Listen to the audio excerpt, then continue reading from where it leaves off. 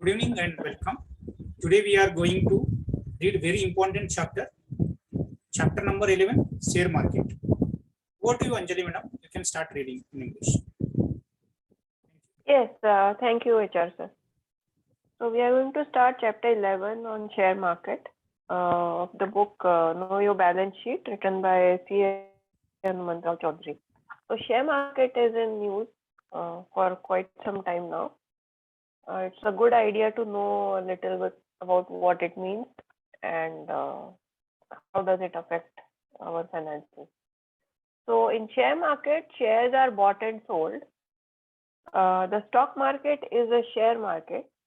However, besides shares of companies, other instruments like bonds, mutual funds, and derivative contracts also are traded in the stock market.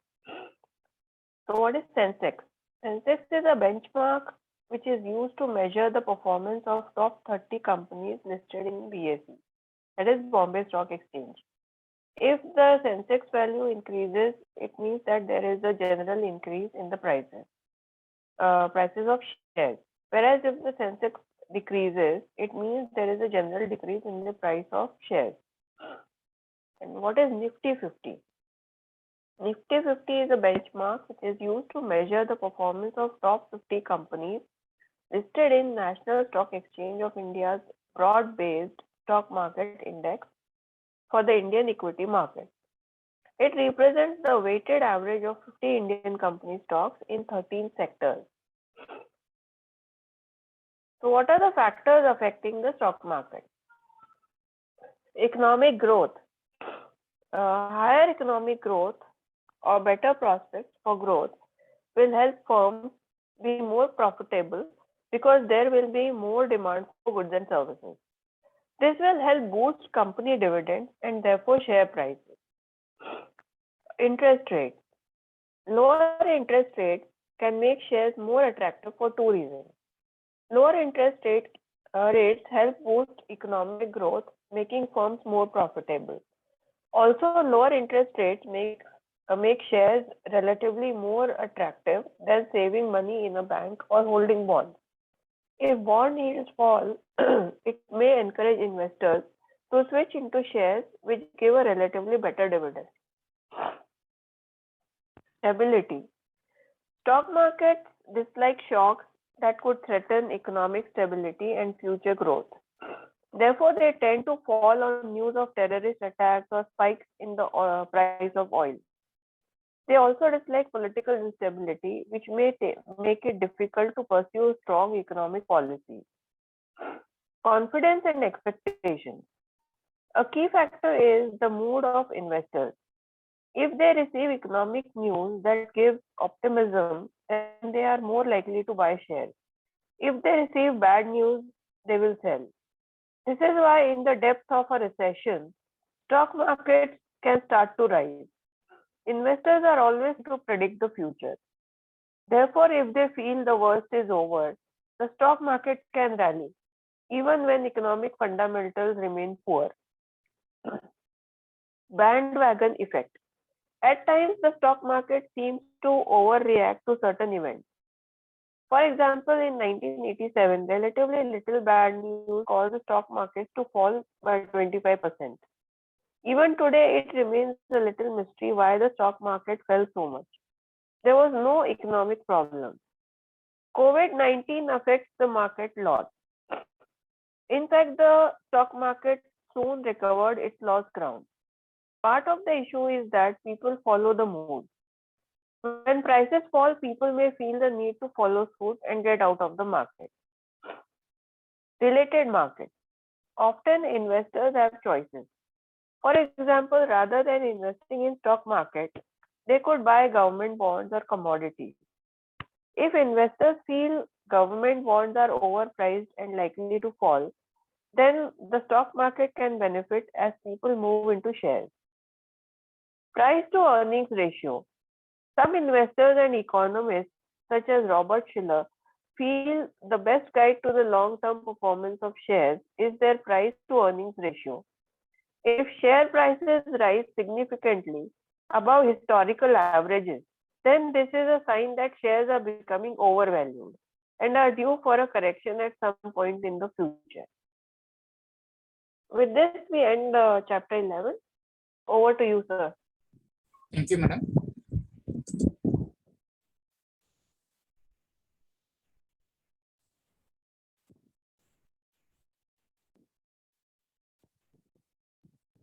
Today we are going to read very important chapter, not in detail because this is very vast subject, share market subject. We are included this chapter, at least one should understand the basic things. जैसे बहुत सारे लोगों को share market के बारे में जानकारी नहीं है, एटलीस्ट उनको इतना बेसिक आइडिया आना चाहिए शेयर मार्केट बोले तो क्या होता है, शेयर मार्केट कैसे वर्क करता है। बहुत सारे लोगों को ये पता नहीं है सेंसेक्स क्या होता है, निफ्टी क्या होता है, ये कैसे कैलकुलेशंस होता है, ये बहुत सारे लोगों को बेसिक भी नॉलेज नहीं है। और शेयर मार्केट का इफेक्ट कैसे होगा, मींस शेयर्स का जो प्राइस है वो ऊपर क्यों जाएंगे और नीचे क्यों आएंगे, ये बहुत सारे उधर जो इफेक्ट्स होते हैं मार्केट के, हम लोग कुछ पॉइंट्स उसमें ऐड किए हुए हैं। Share market subject itself is very vast subject, so it is very difficult to cover in a short period, but we are at least they should understand what is the basic knowledge of the share markets. So we are added this chapter. The share market में क्या होता है, they are bought and sold of the shares. Stock market is a share market. Stock market and share market में जो भी आप shares लेंगे बेचेंगे, apart from that we can also deals in bonds, mutual funds, derivatives, contract to trade in the stock market. Stock market में share छोड़ के बाकी कमोडिटीज, डेरिवेटिव्स, ये सब चीजें उसमें स्टॉक एक्सचेंज में डीलिंग होता है। हम लोग ये देखेंगे सेंसेक्स क्या होता है। अभी आज का सेंसेक्स जैसे इट्स अराउंड 58,800 प्लस आज का सेंसेक्स है। ये कैसे मेजरमेंट्स होता है, आज का सेंसेक्स का जो मेजरमेंट्स होता है वो कैसे वर्क होता है, बहुत सारे लोगों को पता नहीं है। हम लोग बुक्स में शॉर्ट में मेंशन किया हुआ है, Sensex is a benchmark which is used to measure the performance of top 30 company listed in the BSE. ये जो सेंसेक्स होता है 30 कंपनी का उनका परफॉर्मेंस लेके बीएसई में जो लिस्टेड हुआ है वो 30 कंपनी, टॉप 30 कंपनी का जो बेंचमार्क है, उनका जो परफॉर्मेंस है उसकी बेस पे सेंसेक्स अपना डिसाइड्स होता है। जैसे सेंसेक्स इंक्रीज हो गया तो आपका शेयर्स का वैल्यू इंक्रीज होता है, जैसे सेंसेक्स डिक्रीज हुआ तो आपका शेयर वैल्यू डिक्रीज हो जाता है। ये हो गया सेंसेक्स। अभी निफ्टी क्या होता है, अभी निफ्टी आज 17,500 प्लस निफ्टी है आज का इस डेट पे। तो ये निफ्टी कैसे वर्क होता है, निफ्टी कैसे कैलकुलेशंस होता है, ये भी बहुत सारे लोगों को पता नहीं है। ये Nifty 50 is the benchmark of which is used to measure the performance of top 50 company listed in the National Stock Exchange of India's broad-based stock market index for the Indian equity markets. जैसे हम लोग Sensex देखा, Sensex जो है वो 30 company listed in the BSE. अभी Nifty कैसे calculations होता है, 50 benchmark of the 50 company which is listed in the NSE of the Indian board-based market index of the Indian equity markets. The total 50 company, Indian company stock in 13 sectors. जो 50 stock company है जो NSC में register हुआ उसका 50 company 13 sector means 13 different sector में company का जो shares है उसके ऊपर अपना निफ्टी डिसाइड होता है। I think you are clear in Sensex as well as Nifty. Next हम लोग जाएंगे तो factor which affect the stock market.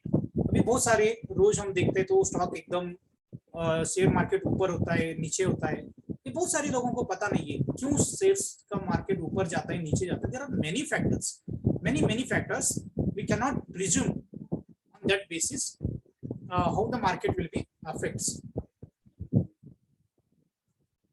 There are many factors which affect the stock markets.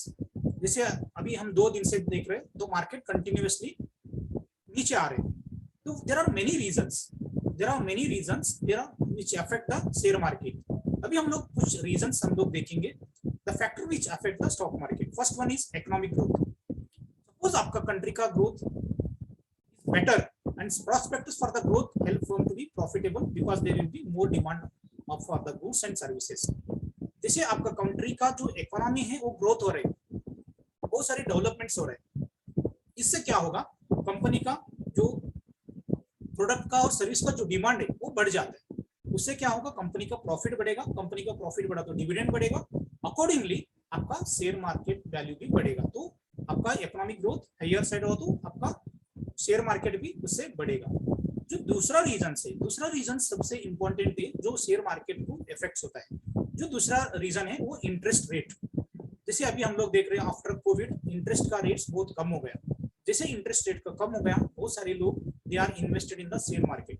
During the lockdown period more than 1 crore peoples they are started trading in the share market. जैसे all over India में 1 करोड़ से ज्यादा लोग अभी share trade market में invest करने के लिए चालू हो गए, क्योंकि बहुत सारे लोग घर में बैठ के उनको टाइम मिल गया और बहुत सारे लोगों को ये भी नॉलेज आ गया कि शेयर ट्रेडिंग में हम लोग कैसे इन्वेस्टमेंट करके पैसे कमा सकते हैं। बिकॉज इंटरेस्ट रेट है, अभी बैंक में आप इंटरेस्ट एफडी रखने के लिए गया तो 5 to 6% मिलता है, वही आपने शेयर मार्केट में इन्वेस्टमेंट किया, आप अच्छा प्लानिंग करके, आप अच्छा तरफ से स्टडी करके यू आर गेटिंग 8 to 10%।